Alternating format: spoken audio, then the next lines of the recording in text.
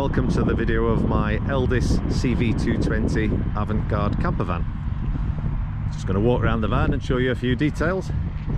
So you can see here, it's well, for starters, it's not white, it's a nice metallic blue colour called Fiat Grigio. You can see here there's LPG, which is quite important because it's much cheaper to run off-grid. Moving on there, we've got the emptying tank for the inside cassette toilet, and down below you can probably see just here we've got the drains for the water tanks. It holds about 100 litres of fresh water, and it's also got around about 100 litres of wastewater, so you have plenty of water to keep you off grid. Here we've got the water filler. Fill the water into the tank underneath, and next to it here we've got the power input if you want to hook up and you want to do your own mains. All the tyres are good. There's at least 5mm of tread on each tyre. No problems there. Moving round to the back, we've got a tow bar, and the tow bar has been used to carry push bikes. If you've got heavy bikes, you can get a tow bar mounted bike carrier. I've also got this rear step, which is quite handy for getting in and out the back doors should you want to. Just show you what it's like inside the back doors. There you go.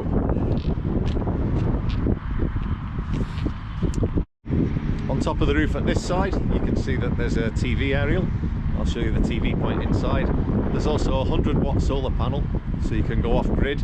It charges the leisure battery in the sunshine, and usually it brings, on a sunny day, it'll bring the battery back up to full by about lunchtime.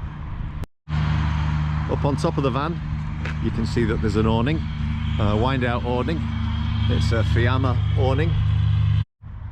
Moving into the cab, you can see that it's a normal Fiat system. It's actually got the upgrades in it as well. So it's got the steering wheel mounted controls for volume and for your phone. So it's got all sorts of Bluetooth capability. It's automatic. It's the latest 9-speed auto Fiat gearbox. It's also got aircon, as you can see there, and a full screen, which is also a reversing screen. It has got a reversing camera on the rear of the van. Moving into the van, let me demonstrate the electric step. So here's the button. When I press the button, you can see the electric step comes out.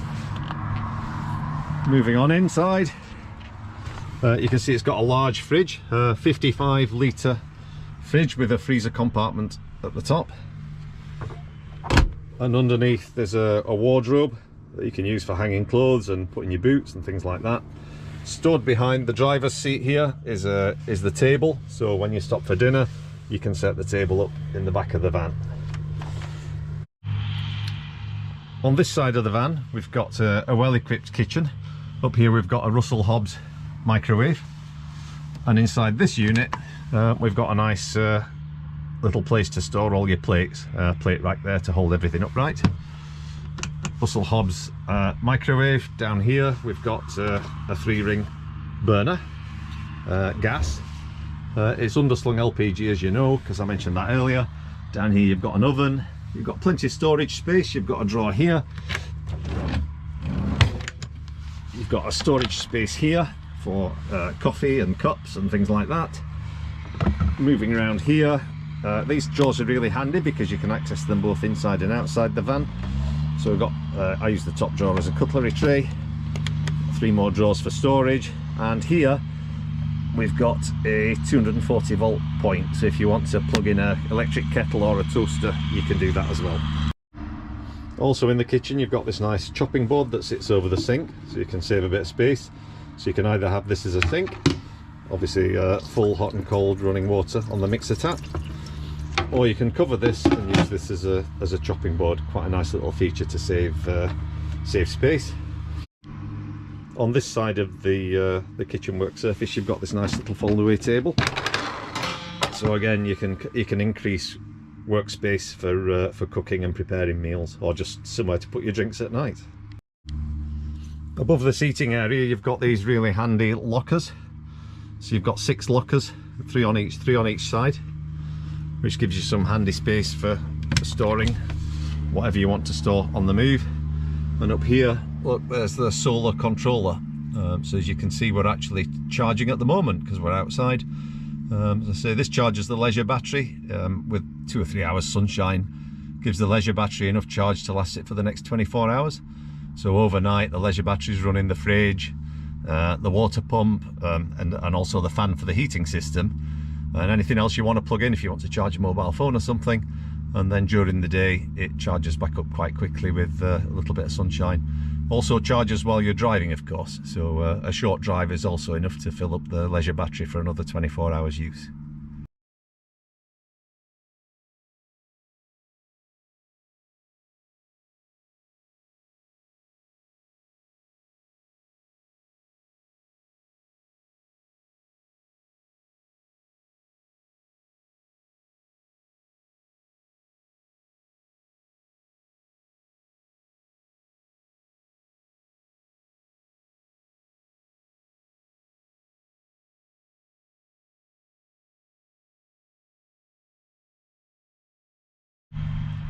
Let me just talk you through the bathroom. So we've got the cassette toilet there, flushing toilet. There's also a red light that comes on to tell you if the cassette is getting near full.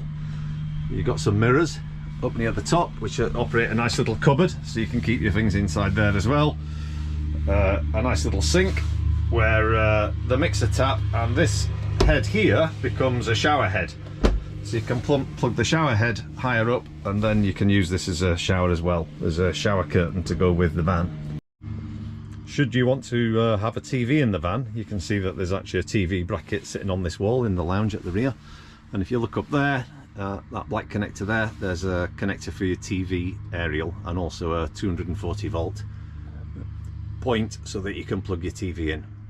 Inside the van, under the back seats, there's plenty of storage space, so you've got quite a large storage cupboard here. Moving along, on this side of the van you have the electrical controls, so you've got the fuse box and the breakers for whether you're on-grid or off-grid. The switch right at the bottom, the little black switch that you can probably see just there, that's for frost protection for your tanks. So each of the tanks underneath, the water tanks, has a frost protector. You've also got there a 240 volt point, and there's a vent for the hot air central heating.